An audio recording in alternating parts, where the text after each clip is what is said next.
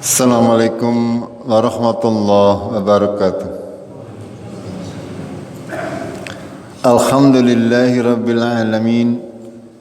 Nahmaduhu wa nasta'inuhu wa nastaghfiruh wa na'udzu billahi min sururi anfusina wa min sayyiati a'malina. May yahdihillahu fala mudilla lahu wa may yudlilhu fala hadiya lahu. أشهد أن لا إله إلا الله وحده لا شريك له وأشهد أن محمدا عبده ورسوله اللهم صل وسلم وبارك على محمد وعلى آله وعلى أصحابه أجمعين أما بعد قال الله تعالى في كتابه الكريم أعوذ بالله من الشيطان الرجيم يا أيها الذين آمنوا اتقوا الله وقولوا قولا شديدا يصلح لكم أعمالكم ويغفر لكم ذنوبكم ومن يطع الله ورسوله فقد فاز فوزا عظيما. Jemaah Maghrib rahimakumullah, marilah kita bersyukur kepada Allah atas nikmat sehat, nikmat afiat, nikmat iman, nikmat Islam yang senantiasa harus kita syukuri dan harus kita minta kepada Allah agar kita senantiasa berada di atas petunjuk, berada di atas bimbingan Allah di dalam setiap langkah kita. Kita meminta Allah kepada kesehatan dan keafiatan agar supaya kita bisa menempatkan segala sesuatu dengan benar sesuai dengan kaidah-kaidah yang dibenarkan, baik secara agama maupun secara norma yang berlaku di kehidupan bermasyarakat. Makanya di antara doa Rasulullah dalam zikir pagi maupun petang, Rasulullah biasa berdoa, Allahumma inni as'alukal ngafiyata fid dunya wal akhirah. Ya Allah, berilah aku keselamatan, afiah, ya fid dunya wal akhirah, dalam kehidupan di dunia wal akhirah. Makanya kadang kita berkata semoga sehat wal afiat itu. Dari Rasulullah juga sering mencontohkan dalam doa-doa yang biasa beliau lakukan ketika melakukan zikir pagi dan petang. Beliau meminta dan kita diminta untuk meminta kepada Allah Taala wa Ta'ala di samping kesehatan fisik kita, kita juga meminta kepada Allah keselamatan dari fisik kita. Artinya bahwasanya kesehatan fisik saja tidak cukup, akan tetapi harus juga dibarengi dengan kesehatan akal sehingga bisa menempatkan semua kesehatan yang kita punya di jalan yang benar, di jalan yang tidak melanggar aturan-aturan syariat agama Allah. Kita sama-sama mempunyai mata, mempunyai telinga, mempunyai hati, tangan dan sebagainya. Alhamdulillah semuanya berfungsi dengan baik. Akan tetapi tidak semuanya tubuh kita gunakan untuk yang baik-baik. Ya, ada di antara manusia yang tidak bisa membedakan mana yang baik dan yang buruk. Padahal secara fisik dia sehat. Ya, itu namanya sehat tetapi tidak afiat. Misalnya seorang maling, ya, dia tidak bisa membedakan mana yang baik dan yang mana yang buruk. Atau seorang pemabuk misalnya, dia tidak bisa membedakan mana minuman yang baik, mana minuman yang buruk. Itu. Jadi senantiasa marilah kita memanjatkan doa kepada Allah agar kita senantiasa diberi kesehatan dan keafiatan fid dunya wal akhirah, Kita meminta kepada Allah agar senantiasa dipermudah jalan kita di dalam menjalankan ibadah kepada Allah, senantiasa istiqomah di dalam menjalankan ibadah-ibadah kepada Allah. Karena ini semuanya harus diminta. Ya, tidak bisa tidak. Panjenengan mau beribadah, minta kepada Allah agar dimudahkan dalam beribadah. Kalau tidak pernah minta, ya nggak pernah dikasih. Misalnya panjenengan kepengin salat subuh ya berjamaah, minta kepada Allah, ya. Misalnya, ya, atau panjenengan punya keinginan untuk bisa menunaikan kurban, minta kepada Allah. Semuanya harus diminta. Kalau tidak diminta, ya kita tidak punya keinginan berarti. Panjenengan menginginkan bisa membaca Al-Quran misalnya, minta kepada Allah. Atau menginginkan apapun juga, pada hakikatnya harus meminta kepada Allah Tabaraka wa Ta'ala. Karena Allah yang akan memberikan kepada kita apa yang kita minta. Ya, kalau kita tidak pernah meminta untuk bisa istiqomah di dalam beragama, jadi kita tidak akan bisa istiqomah. Meminta agar supaya kita tetap dalam keadaan Islam sampai mati, ya. Itu minta kepada Allah setiap kita salat berdoa panjenengan. Meminta agar supaya keimanan dan keislaman kita bisa istiqomah, bisa senantiasa menjalankan amalan-amalan yang terbaik yang bisa kita dapatkan dalam kehidupan sehari-hari. Jemaah rahimakumullah, kita kaum muslimin harus yakin bahwa amalan kita sehari-hari akan berpengaruh kepada kehidupan kita, kepada ekonomi kita, kepada kesehatan kita, kepada keluarga kita, kepada anak dan istri kita, akan berpengaruh. Ya, semuanya akan berpengaruh. Allah Tabaraka wa Ta'ala tidaklah menyuruh kecuali itu baik fid dunya wal akhirah. Fisiknya kita salat, fisiknya, akan tetapi faedahnya sangat banyak, ya. Hanya Allah yang lebih tahu. Kita diperintah untuk mengkaji ilmu. Itu perintah dari Allah. Faedahnya Allah yang lebih tahu, akan sangat banyak, akan berpengaruh kepada pemikiran kita, pemahaman kita, amalan kita. Itu. Makanya kita harus senantiasa berusaha memperbaiki segala macam amalan-amalan kita.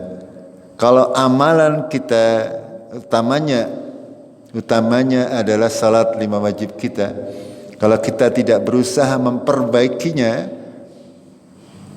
ya akan seperti itu selamanya.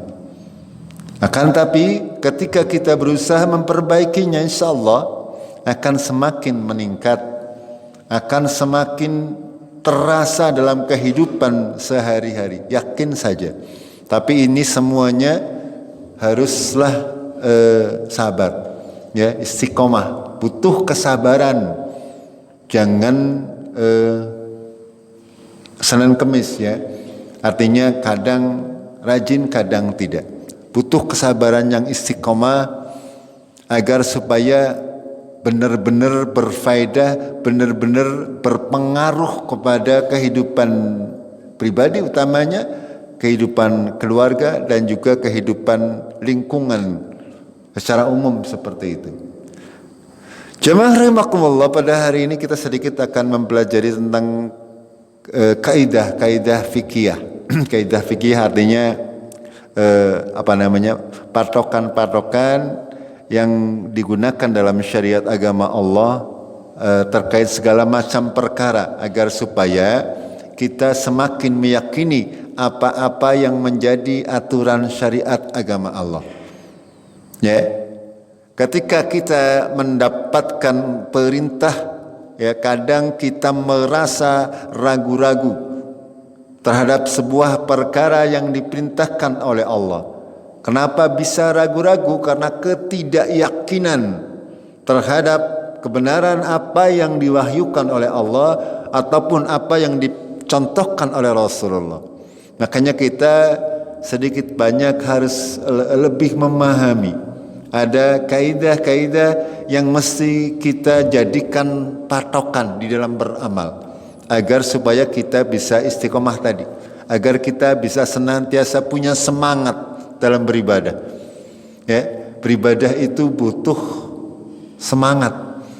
Ya, kalau tidak semangat ya loyong ya. Oh, iya, panjenengan beribadah untuk tujuan kehidupan akhirat. Sama semestinya ketika kita berusaha untuk kehidupan dunia. Jangan kita bersemangat dalam urusan dunia, tapi untuk urusan akhirat kita tidak semangat atau ketemu nih. Gitu. Padahal untuk urusan dunia kita perbagus sedemikian rupa, ya, agar supaya tidak terlambat maring pasar misalnya. Ya, harus bangun jam 2:30 pagi misalnya, ada seperti itu. Ya, banyak sekali pedagang. Kan tapi ketika untuk urusan sholat, ya, yang justru nanti akan berfaedah di kehidupan akhiratnya, itu seolah-olah tidak diperhatikan sedemikian rupa, tidak dipersiapkan, sehingga hasilnya juga tidak maksimal.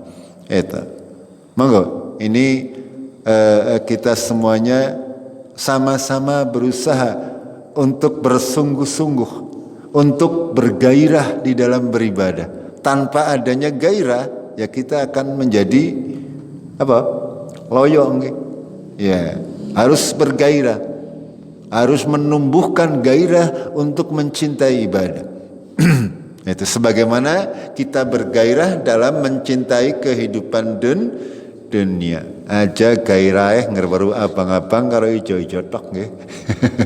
Eta ya, kita dalam kehidupan dunia harus berimbang. Ya, ketika kita bergairah, bersemangat di dalam mencari rezeki Allah, kita harus sama, kita punya semangat di dalam rangka mencari rezeki Allah yang lebih mulia daripada dinar dan dirham, daripada rupiah yang kita kumpulkan. Itu, ya. Apapun yang kita dapatkan pada hari ini misalnya tidak akan sebanding dengan pahala salat maghrib berjamaah kita. Tidak mungkin, tidak ada sejutanya, tidak ada. Itu. Apapun yang kita miliki selama hidup kita tidak sebanding, ya, dengan ibadah-ibadah yang kita lakukan secara skala besarannya. Ya, jamaah rahimakumullah, kita mulai. Kaidah yang pertama adalah bahwasanya Allah atau syariat agama Allah atau syariat agama Islam tidak memerintahkan sesuatu kecuali perintah tersebut mendatangkan maslahat, mendatangkan manfaat bagi yang menjalankannya, bagi kaum muslimin secara umum. Ya. Tidaklah perintah dalam urusan agama itu sia-sia, tidak ada. Segala macam perintah yang diperintahkan oleh Allah yang menjadi ketentuan syariat agama Allah pasti akan mendatangkan maslahat atau manfaat. Dalam bahasa Arabnya, para ulama mengatakan bahwa asy-syari'u la ya'muru illa bima maslahatuhu khalisatun aw rajikhatun wa la yanha illa amma mafsadatuhu khalisatun aw rajihah. Ya, bahwasanya Allah tabaraka wa taala tidaklah memerintahkan sesuatu yang mendatangkan maslahat, mendatangkan kebaikan untuk semua orang, ya, atau kebaikannya dominan atau lebih banyak dominannya. Kebalikannya, bahwasanya Allah tidaklah melarang ya segala sesuatu, bahwa sesuatu tersebut adalah besar mafsadatnya, besar keburukannya daripada kebaikannya. Ini yang harus kita pahami, bahwasanya setiap perintah Allah tabaraka wa taala pasti akan mendatangkan maslahat atau maslahatnya dominan, lebih besar daripada mafsadatnya, daripada keburukannya. Ketika syariat itu melarang sesuatu, pasti ya larangan tersebut mafsadatnya atau keburukannya lebih besar daripada kebaikannya. Contoh dalam Al-Quran, Allah berfirman, yas'alunaka 'anil khamri wal maisir. Mereka bertanya kepadamu tentang khamar dan maisir. Tentang khamar itu apa khamar? Minuman yang memabokkan, khamar. Ya, segala minuman atau obat-obatan yang memabokkan. Wal maisir, maisir itu bentuk perjudian, segala macam bentuk perjudian. Ya, segala macam. Ya, zaman dahulu sih saya kecil paling-paling ngertine apa ya? Sing bunder-bunder apa itu? Karena dada. Kalau sekarang judinya udah online ya, online judinya udah luar biasa, pakai HP, tidak ada orang yang tahu.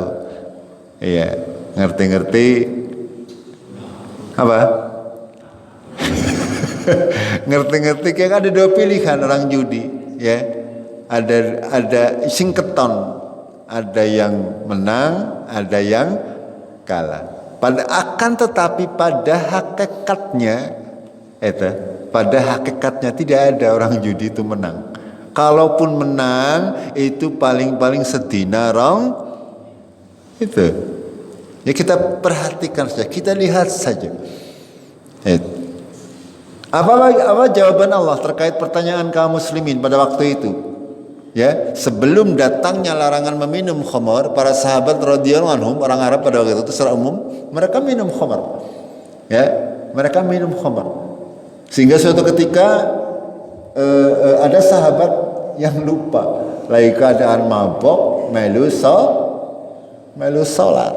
Itu. Makanya pada akhirnya minuman keras itu diharamkan. Ya. Dan Allah menurunkan ayatnya secara berangsur-angsur. Yang pertama dijelaskan oleh Allah, ya. Kul katakanlah fihi ma ismun kabirun wa manafi'u linnas wa ismuhuma akbaru min naf'ihima. Pada keduanya, yaitu minuman keras dan perjudian, ada dosa yang besar. Akan tetapi juga ada manfaat bagi manusia. Akan tetapi kata Allah, dosanya lebih besar daripada manfaatnya. Itu. Dosanya, keburukannya. Kalau kita mengatakan dosa, ya kalau Allah mengatakan dosa, pasti akan berdampak buruk bagi manusia. Ya, contoh misalnya dahulu ada yang namanya SDSP, sumbangan apa ya? Sumbangan dana sosial berhadiah. Ya judul sih kayak sekarang namanya apa? Apa sekarang namanya? Apa? Togel namanya. Dulu namanya beda, namanya SDSP. Sumbangan dana sosial berhadiah sama. Ya kita nyumbang 1.000 tapi nanti ada undian ya itu. Hampir sama. Seolah-olah itu mendatangkan manfaat, seolah-olah. Akan tapi pada kenyataannya akan sangat membawa dampak buruk bagi kehidupan masyarakat. Ya. Orang menjadi apa? Ketika orang sudah terjun atau gandrung kepada judi, dia akan punya khayalan yang tinggi, akan menjadi orang-orang yang malas bekerja. Ya, belum lagi untuk urusan akidah. Ya, biasanya para penjudi ini dekat dengan syaitan. Ya, dekat dengan syaitan. Ya. Dan judi biasanya juga dekat dengan khamr. Itu seperti itu. Allah menyampaikan yang pertama seperti itu, bahwasanya dosanya lebih besar daripada manfaatnya. Ya. Lalu dalam ayat-ayat yang lain Allah mempertegas, yang kurang lebih artinya begini, wahai orang-orang yang beriman, janganlah kamu sholat padahal kamu sedang mabok, sehingga kamu mengetahui apa yang kalian ucapkan. Gitu. Ini. Karena memang belum diharamkan pada waktu itu. Pada akhirnya ketentuan hukumnya innamal khamru wal maisir najis min amalis setan. Gitu. Pada akhirnya Allah berfirman demikian, memutuskan bahwasanya khamr dan maisir adalah najis, haram. Ya. Itu. Secara berangsur-angsur Allah memberikan pelajaran, karena pada waktu itu memang yang namanya khamar itu sudah membudaya sampai hari ini pun ya di daerah-daerah Eropa sana, di Amerika membudaya nginum khamar itu seperti nginum nidang teh. Itu keburukannya lebih besar ya daripada kebaikannya. Makanya Islam itu melarang, ya, melarang. Ini yang harus kita paham.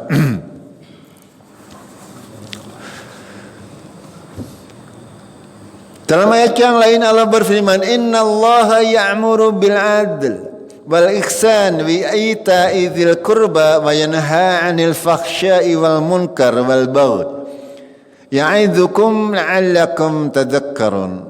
Ya. Ayat yang mulia ini yang surat An-Nahl ayat 90. Sesungguhnya Allah menyuruh manusia untuk berbuat apa yang pertama? Adil. Itu. Adil, ihsan, untuk memberikan kepada kaum kerabat, untuk mencegah kepada fakhsya, perbuatan keji, dan munkar, wal baghi. Bagi itu adalah kezaliman. Ya, kezaliman. Allah memberikan pelajaran kepada kalian agar kalian ingat. Allah menyuruh kita untuk berbuat adil. Sudah pasti yang namanya adil itu akan berfaedah, memberi manfaat yang besar bagi umat manusia. Agama Islam menyuruh kepada keadilan yang berbeda dengan agama yang lain. Misalnya ada bagian-bagian tertentu yang tidak mengajarkan kepada keadilan. Ya, dalam syariat agama Allah, agama Islam, manusia itu semuanya sama di mata Allah. Yang membedakan adalah ketakwaannya. Ya, ada sebuah agama yang dibuat oleh manusia yang membedakan manusia berdasarkan tingkatan. Ada tingkatan 1, 2, 3, 4. Itu. Ya. Itu berpengaruh di dalam kehidupannya. Ya. Otomatis tingkatan yang nomor 1 mendapatkan fasilitas yang lebih banyak. Akan tapi syariat agama Allah tidak. Allah menyuruh kepada manusia untuk berlaku adil. Senantiasa adil di dalam segala macam perkara. Keadilan itu mutlak diperlukan. Baik itu untuk diri sendiri, kita harus adil kepada diri kita sendiri. Ya. Untuk urusan dunia dan akhirat juga harus adil.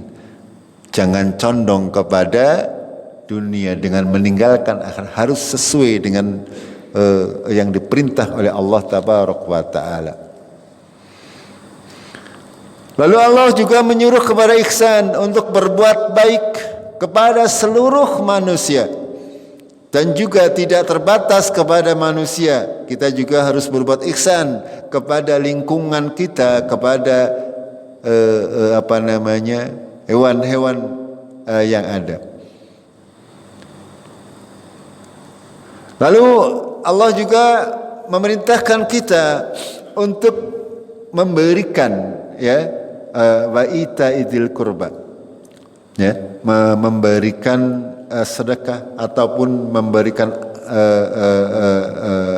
rezeki, memberikan nafkah kepada orang-orang yang punya jalur kekerabatan. Gitu. Bagaimana agama Islam sangat memperhatikan hal-hal seperti ini. Jangan sampai saudara-saudara yang sekandung, ya, ataupun saudara-saudara dekat, ya, masih dalam keadaan membutuhkan, sementara kita lebih mengutamakan orang-orang yang di luar daripada yang disampaikan oleh Allah, ya, dzil qurba. Karena bagaimanapun juga orang-orang terdekat kita itu mempunyai hak yang lebih daripada orang yang jauh dari kita. Agama Islam senantiasa seperti itu, ya. Di dalam beramal itu ada tingkatannya. Yang pertama adalah keluarga terdekat, baru tetangga terdekat, baru tetangga yang lebih jauh, baru yang lebih luas daripada itu. Itulah aturan agama Islam, adil. Ya, ya, karena bagaimanapun orang-orang terdekat kita yang akan kita sambati ketika kita membutuhkan. Gini betul? Iya, tetangga kita yang akan kita sambati ketika kita mendapatkan kesesuaian, membutuhkan bantuan. Tidak mungkin kita Arab sambat kalau kemarin wong Purwokerto misalnya. Tidak mungkin. Tidak mungkin. Atau kita sambat kepada wong nang Jakarta, ya, gara-gara contoh misalnya gara-gara pilihannya Jokowi siapa? Prabowo karo kemarin siapa? Iya, panjenengan sampai berseteru dengan tetangga, ini kan lucu, ya. Emang panjenengan Arab ngapa-ngapa Arab jaluk tulung Prabowo apa maring Anies mboten bok. Itu maksudnya. Ya, yang harus diutamakan ya orang-orang terdekat kita. Itu. Jangan sampai itu menjadikan kita berlaku tidak adil. Lalu Allah melarang kepada kemungkaran, fakhsya, ya. Fakhsya itu perbuatan keji, ya, banyak, ya, dan munkar, keji dan munkar. Dan juga Allah melarang kita untuk berbuat zalim kepada orang-orang. Ini semuanya, apapun yang disuruh oleh Allah Tabaraka wa Ta'ala itu semuanya mengandung maslahat pasti. Dan apa yang dilarang oleh Allah Tabaraka wa Ta'ala pasti mengandung mafsadat, mengandung keburukan, atau keburukannya lebih besar. Jamaah rahimakumullah. Dalam ayat yang lain Allah berfirman, "Qul amara rabbi bil qist wa aqimu wujuhakum inda kulli masjid wa da'uhu mukhlishina lahuddin." Qul, katakanlah, Allah Tuhanku menyuruhku untuk berbuat keadilan, untuk menegakkan keadilan, untuk menegakkan, akimu wujud, artinya untuk mendirikan, artinya untuk menjaga, ya, menjaga angin dakul di masjid, setiap kita sholat, diluruskan muka dirimu setiap sholat. Dan sembahlah Tuhanmu dengan mengikhlaskan ketaatanmu kepadanya. Ini penting untuk kita pahami bahwasanya kenapa Rasulullah Sallallahu Alaihi Wasallam senantiasa ketika mau salat istawu sufufakum, ya, untuk meluruskan dan merapatkan saf. Ini bukan perkara yang sepele, ya, walaupun sepele kalimatnya. Akan tetapi ketika kita menganggap bahwa itu perintah dari Rasulullah Sallallahu Alaihi Wasallam untuk senantiasa lurus dan rapat barisannya. Ini nanti akan berbeda ketika kita tidak menganggap bahwa itu sebuah hal yang penting. Ini, ya, bahwasanya kalau kita mengikuti perintah syariat pasti itu mengandung kebenaran, pasti mengandung kebaikan. Kita yakin seperti itu, ya. Kalau kita tidak yakin, makanya tidak akan pernah kita mau meluruskan shaf, ya. Yang memolah perak-perak karo si fulan mandan anu mandan goreh ngersorat atau itu, ya. Artinya ada jarak, ada gap sehingga salat kita tidak bisa khusyuk. Itu. Dan ini berpengaruh, ya. Makanya penting untuk senantiasa kita memperhatikan hal-hal yang kadang menurut kita sepele, padahal itu perintah dari Allah dan Rasulnya. Kita harus yakin dengan kaidah ini bahwa setiap perintah syariat itu pasti mendatangkan maslahat, mendatangkan kebaikan, ya, baik bagi pribadi, baik bagi keseluruhan secara umum.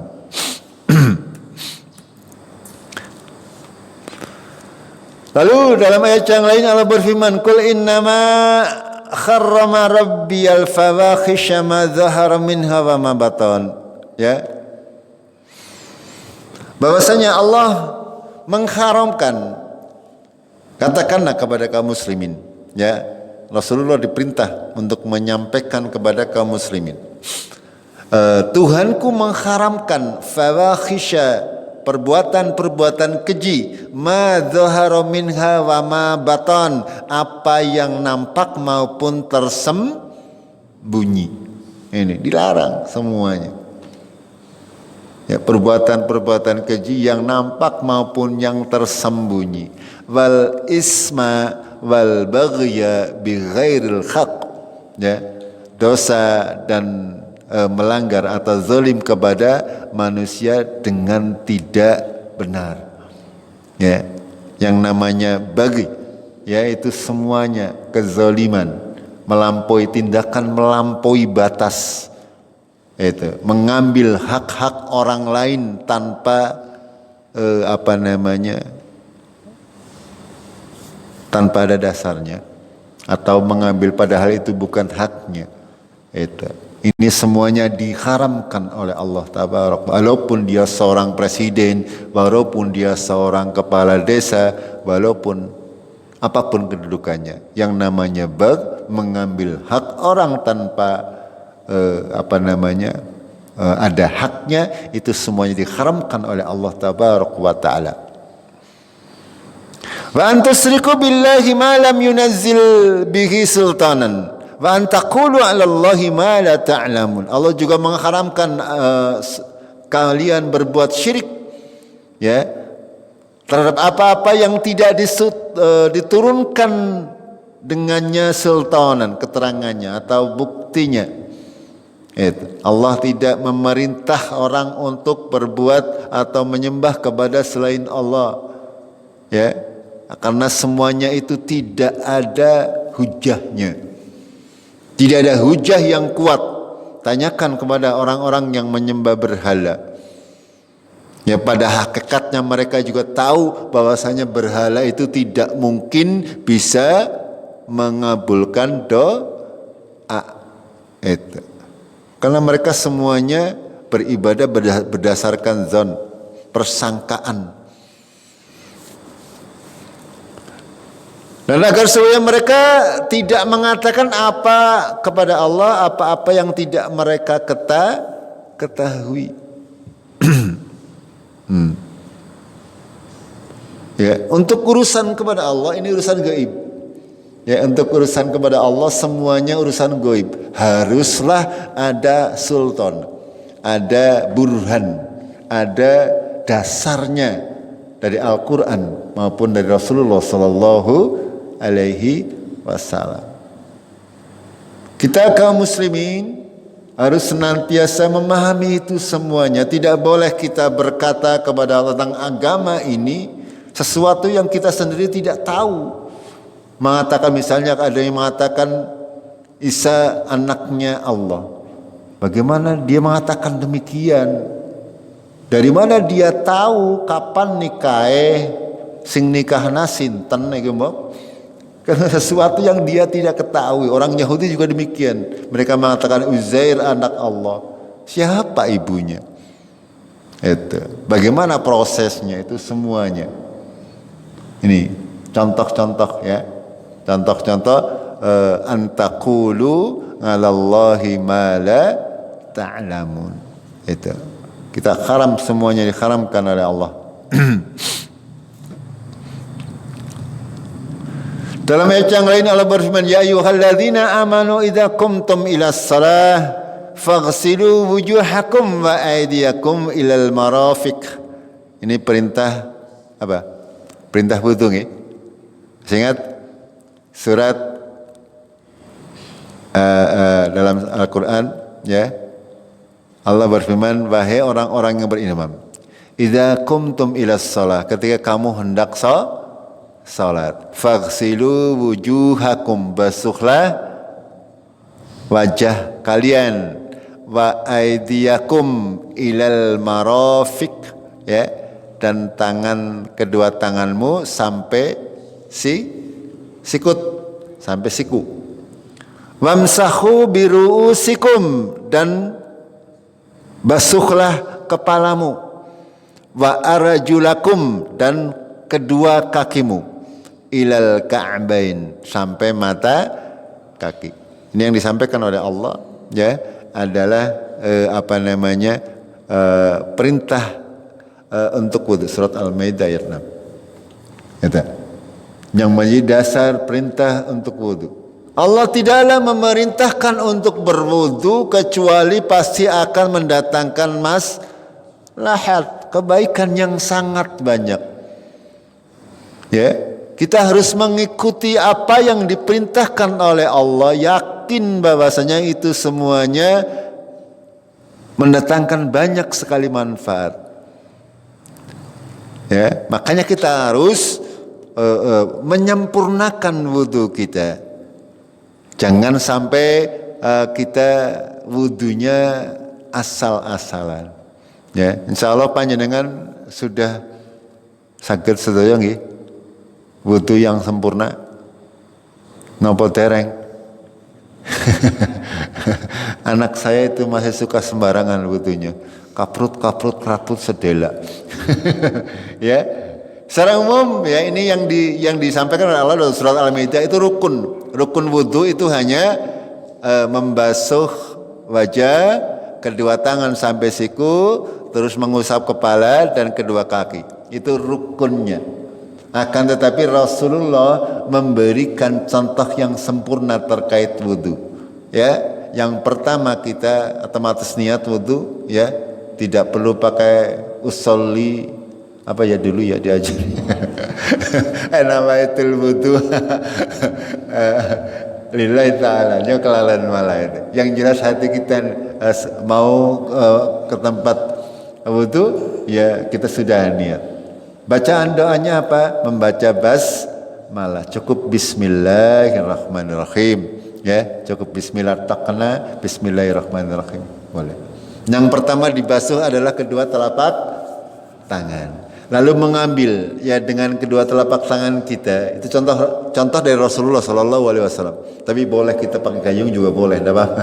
Ya, tapi kalau mau pengen mencontoh wudunya Nabi, ya beliau pertama membasuh muka, membasuh kedua telapak tangan. Beliau Nabi SAW wudunya itu satu gayung untuk wudu. Satu gayung panjenengan satu ember nggih. Yang pertama beliau mencelupkan tangannya, dibasuhkan. Lalu beliau menciduk satu cidukan ya untuk kumur-kumur 3 kali. Hurung tek ya belum habis, airnya masih sisa, dia hirup 3 kali, masuk ke dalam hidung untuk dikeluarkan. Ya, tapi aja keseron. Ya, keseron yang panjenengan kesedak nanti. Berkumur-kumur 3 kali, benar-benar berkumur-kumur sambil menggosok-gosok. Pada Rasulullah biasanya menggunakan siwak ketika berwudu. Ya, beliau membasahi semuanya, lalu menghirup air 3 kali ke dalam hidung, aja dikaprot-kaprotakan, tapi benar-benar disedot. Ya, walaupun jangan terlalu keras, disedot 3 kali juga. Lalu barulah beliau mengambil 1 ciduk lagi untuk membasuh muka 3 kali. Itu. Lalu berikutnya tangan sampai siku, ya, di sela-sela jarinya digosok-gosok 3 kali kanan dan kiri. Lalu beliau mencelupkan kedua tangannya, ya, lalu mengusap kepala dari depan sampai ke belakang, balik lagi ke depan, dilanjut dengan membersihkan kuping 1 kali. Itu. Ya, karena masih ada yang saya lihat kapruk. Yang namanya membasuh kepala. Ini enggak untuk dirubah, kalau yang masih seperti itu dirubah. Ya, itu tidak sempurna wudunya. Itu tidak sempurna. Ya, membasuh yang dicontohkan Rasulullah namanya membasuh kepala ini seperti ini, ya. Sampai ke belakang, ke depan lagi. Itu. Ini yang harus dilakukan. Setelah itu baru membasuh membasuh kaki. Kaki juga digosok-gosok sela-sela jari. Sela-sela jari gosok-gosok 3 kali.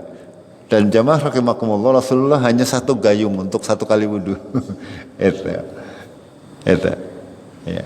Memang zaman Rasulullah Sallallahu Alaihi Wasallam, ya,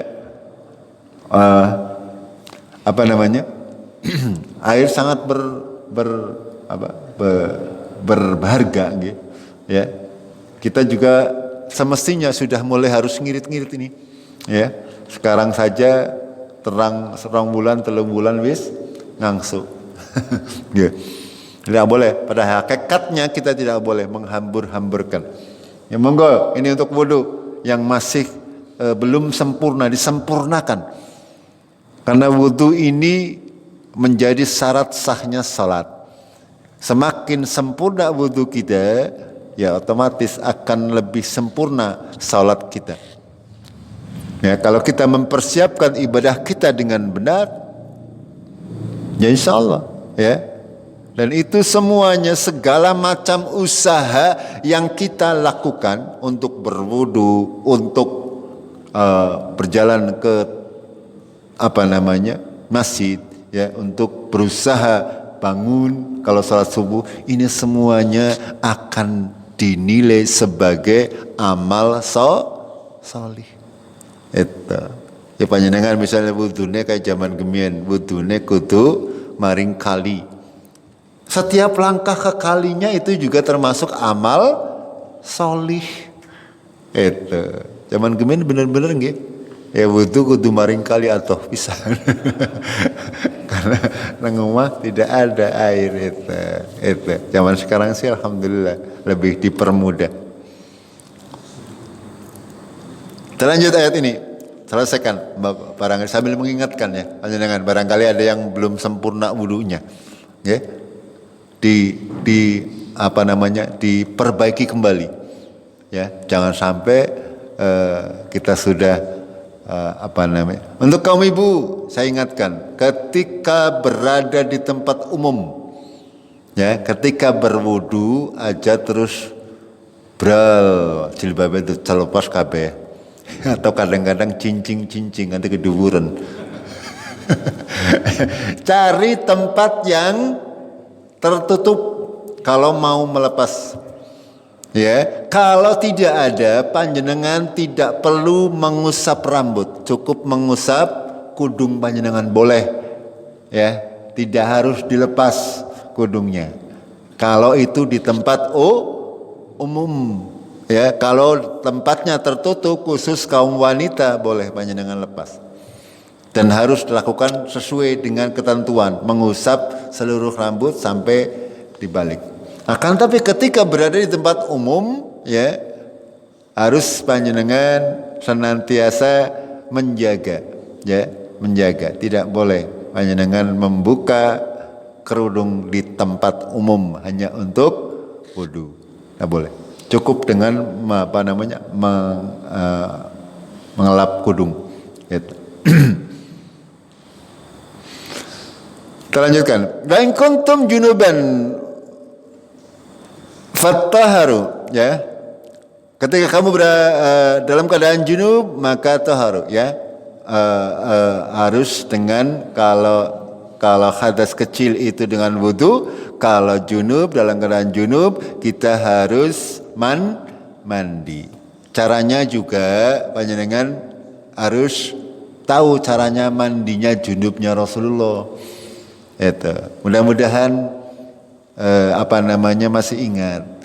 Pertama yang dilakukan oleh Rasulullah adalah membasuh kemaluan ketika junub. Lalu beliau berwudu terlebih dahulu. Berwudu, ya, sama seperti wudu ketika mau sholat. Hanya kadang-kadang beliau mencuci kakinya terakhir. Itu. Lalu ketika sudah dibasuh semua anggota wudu seperti sama kita wudu untuk sholat, baru mengguyur seluruh air ke seluruh tubuhnya. Dan beliau ketika mandi junub, berapa banyak airnya? Limang kie. Limang ciduk lah gampangan.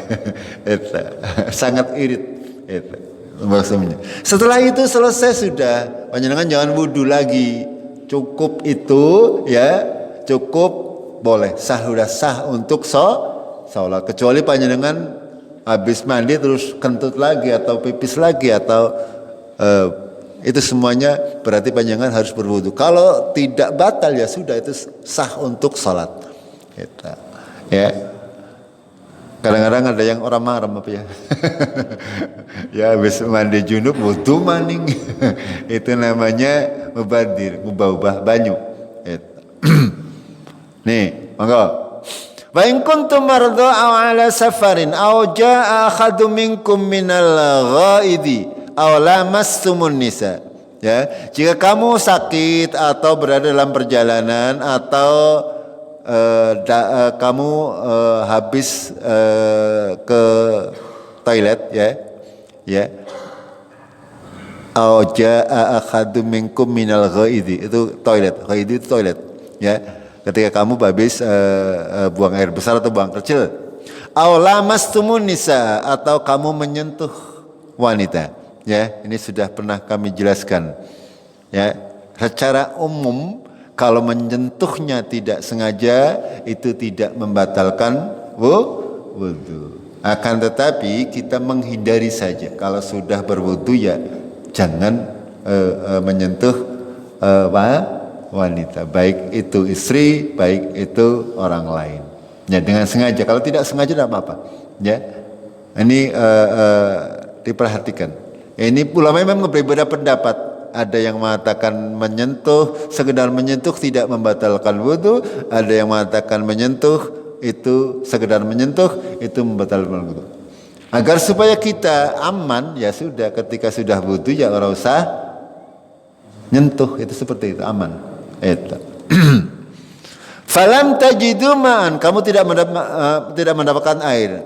Fatayammamu, ya kamu tayamum, sangidan tayyiban, dengan tanah yang baik. Famsahu biwujuhikum wa aidikum min, dan usaplah mukamu dan tanganmu. Itu. Tayamum, ya, tayamum itu tidak seluruh anggota wudu, tidak, hanya muka dan tangan. Itu. Ya, dan usahakan kalau tayamum ya kalau masih ada tanah yang kering, yang pasir misalnya kering, ya, itu yang paling baik. Ya. Itu jangan kadang-kadang kita ambil kepenak ngelap nang apa namanya nang tembok, langka tanah langka. Ya, kita usahakan ya pasir yang kering atau tanah yang kering. Kalau itu memang tidak ada ya enggak apa-apa, ya kita ngelap di karpet atau di mana itu, tapi jangan tanah basah ya. Tanah basah belepot. Itu ya. Yang namanya tayamum itu cukup membasuh muka sekali, bukan membasuh, ngelap muka. Ya, Jangan lagi kotor ya, tanah kering kita masukkan, kita bersihkan dulu tangannya, baru dilapakkan. Jangan masih kotor dilapakkan. Dibersihkan dulu tangan kita, ya, baru dilapakkan maring rai dan maring tangan. Itu jamaah rahimakumullah, itu ya diantara kaidah syariat bahwasanya Allah tidaklah memerintahkan sesuatu kecuali mendatangkan maslahat atau maslahatnya lebih besar daripada mafsadatnya. Dan Allah tidaklah melarang sesuatu, pasti sesuatu tersebut akan mendatangkan mafsadat, mendatangkan keburukan atau keburukannya lebih besar daripada kebaikannya. Contoh tadi, khamar judi, kelihatannya baik, ya, ada kebaikannya sedikit. Khamar misalnya nggak obat, nggak jamu, cuman gimana gitu. Tapi keburukannya lebih banyak. Dosanya lebih banyak, makanya diharamkan oleh Allah Tabaraka wa Ta'ala. Itu dulu, mudah-mudahan bisa kita lanjutkan dengan kaidah-kaidah yang lain, ya, agar supaya kita semakin semangat dalam beribadah, ya. Bahwasanya semuanya yang diperintahkan oleh Allah pasti akan berpengaruh kepada kehidupan kita. Ya, baik dalam urusan rizki, baik dalam urusan kesehatan, baik dalam urusan keluarga, ya, itu semuanya berpengaruh. Ya, apa yang kita lakukan, kewajiban-kewajiban yang kita lakukan itu berpengaruh kepada kehidupan kita sehari-hari. Kita akhiri dengan kafaratul majlis. Subhanakallahumma bihamdik, asyhadu an la ilaha illa anta, astaghfiruka wa atubu ilaik. Billahi taufiq wal hidayah. Assalamualaikum warahmatullahi wabarakatuh.